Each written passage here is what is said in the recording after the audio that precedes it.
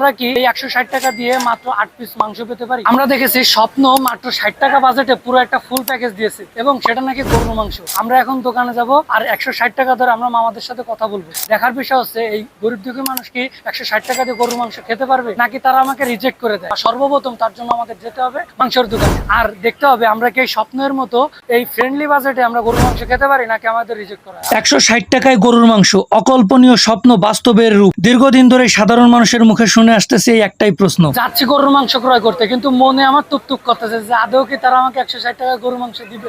আমার এই ভিডিওটি সম্পূর্ণ দেখলে এক সময় যা স্বপ্ন ছিল আজ তা বাস্তবে রূপ নিতে যাচ্ছে। মাত্র 160 টাকায় গরুর মাংস কেনার সুযোগ পাচ্ছেন ক্রেতারা। নপড়া বাজারে, নপড়া কাঁচা বাজারে। তো এই পাশে রয়েছে সবজির দোকান আর এই পাশে আছে মাছের বাজার আর এই পাশে মুরগির বাজার আর এইখানে রয়েছে গরুর মাংসের ব্যাপার। আর দেখা যাচ্ছে কি আমরা তাদের সাথে